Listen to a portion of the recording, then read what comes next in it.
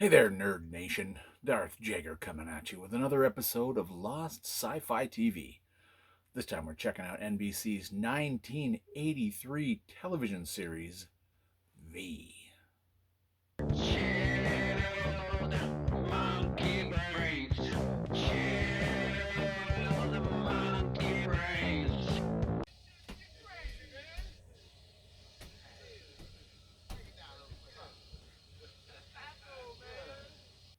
V was a two-part science fiction miniseries and the brainchild of writer-director Kenneth Johnson, whom you may remember from such classic TV shows as The $6 Million Man, The Incredible Hulk, and Alien Nation.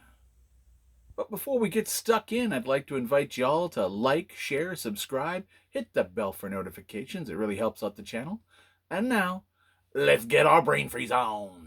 The show cold opens in a war-torn village in El Salvador with TV journalist and war correspondent Mike Donovan, played by Mark Singer, who you may remember from Planet of the Apes, the series, Highlander, the series, and Beastmaster, the movie series, amongst other things. He's interviewing the leader of an anti-communist insurgent group and finds himself in awe at the grit and determination of this one man as he faces off against government gunship choppers with only a .45 pistol.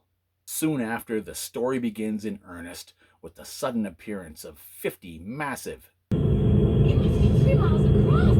flying saucers taking up key positions over the Earth's major cities.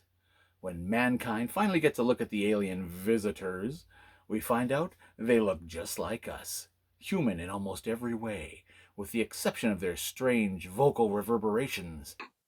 Our eyes are unaccustomed to this sort of brightness. His voice is strange. Their need to wear sunglasses during the daytime. Well, good advice for all, to be fair. And let's be honest. I think they look real snappy in those uniforms. The visitors came to Earth because they needed our help. And if we helped them manufacture some special vague chemicals they claimed to need for their planet's survival, they would gladly share with humankind all the fruits of their knowledge. Technology, cancer cures, flying cars, pew-pew laser guns, etc. But when Mike Donovan tries to break the story that the visitors are in reality murderous space lizards, and their plan for humanity is to steal Earth's water, use strong humans as cannon fodder in a war against the visitors' enemies, and, eat the rest, his broadcast is cut off and taken over by the visitors, who then force governments around the world to declare martial law and silence anyone who speaks out against the science. The visitors. Meanwhile, Julie Parrish, played by Faye Grant, who some of you may remember from the TV series Voyagers, begins to strengthen, radicalize, and highly organize the Los Angeles Resistance Cell. A group of visitors who don't believe in what the leader is doing begin resisting in their own way. And finally, in a scene that mirrors the El Salvador opening, Julie faces off against a visitor skyfighter plane with only a pistol. Again, it's like poetry, so if they rhyme. Kenneth Johnson took his inspiration for V from the 1935 novel It Can't Happen Here by Sinclair Lewis and wrote a feature-length adaptation called Storm Warnings. But when he pitched it to NBC executives, it was rejected as being far too cerebral for average Joe six-pack TV viewers. Executives then went on to suggest that nobody would believe that communo-fascism would ever be homegrown. Later, it's alleged, Johnson was having lunch with head of NBC, Brandon Tartikoff, when the exec suggested a mini-series to allow the concept a little more breathing room. We need breathing room. Earth, Hitler, 1938. I beg your pardon. And at some point it was decided to make it not about communo-fascism, but about vaguely national socialist man-eating lizard men from outer space. Johnson agreed, and within a few months he was behind the camera shooting the miniseries for a May sweeps broadcast. Upon airing on May 1st and 2nd of 1983, Part 1 got a 40% share of the viewing audience. These are numbers that most network and streaming shows would kill to have today.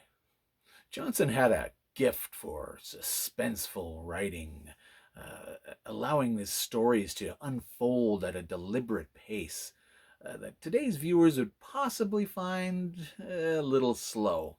But for those of us not brought up on TikTok, the pace was engaging enough to keep us glued to the couch or the carpet or wherever it was we watched from back in the day. The genius of V was that it was basically a character study with all the human emotions, relationships, and conflicts that go with it, all interspersed with the action and adventure that anyone could hope for back then.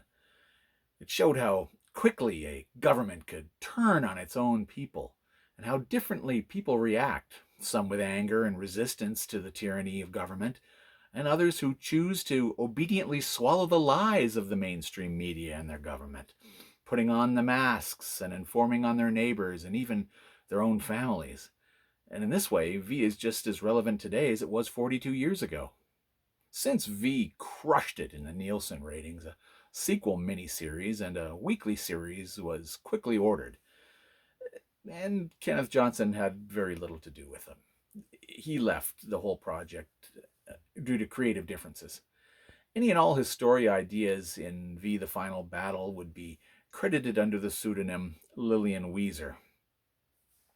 Years later, in a 2008 interview with the Pittsburgh Post-Gazette, Johnson had this to say about the final battle. Quote, "It was a bit like having a baby and giving it over to the foster parents you didn't know or trust. To this day, I've only seen 30 seconds of it and watched them make every wrong choice in 30 seconds. And I think the less said about the 19-episode weekly series, the better. Other than it was the complete nadir of action-adventure storytelling and deserves nothing more than to be wiped from the memories of all those who were unfortunate enough to have watched it. Man, if I only had access to one of those eternal sunshine of the spotless mind machines back in 1985, I might have been a much happier person today." To be fair, they apparently didn't have a lot of money for the series, according to executive story consultant David Abramovich, who years later in an interview would go on to state, and I quote, "The budget for the miniseries was about double what we had per hour. So that's what was really difficult. It's impossible to retain the quality of the show with half the money, half the time to shoot things, half the special effects, half the sets, half the characters, and half of everything." End quote. I noticed he didn't mention half the writing talent, but, maybe that goes without saying. So, with the cancellation of the weekly series, this looked like the end for V. But wait! In 2008, Kenneth Johnson would return to the world he created with his sequel novel, V, the Second Generation, a thrilling, action-packed, provocative book that ignores the nonsense of the final battle in the series, taking place 20 years after the original miniseries. Let me know in the comments below if y'all want to see a video about that story. V was never just another alien invasion story, but rather a thoughtful, allegorical character study about the rise of National Socialism done as a cautionary science fiction tale. It was like Star Trek and the Twilight Zone before it, the best kind of science fiction, that which leaves the viewer thinking about the meaning of human existence and, if we are, in fact, alone in the universe. But hey, what y'all think? Let me know in the comment section below. Smash that like button, subscribe, hit the bell for notifications, and I'll see all y'all in the next video. Later.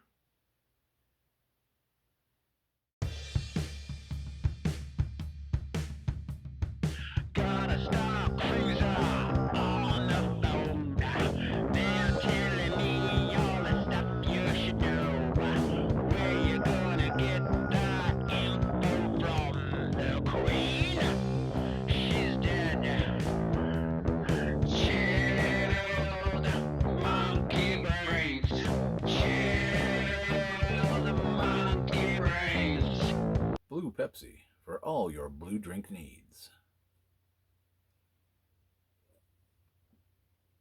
Ah, that's blue, baby.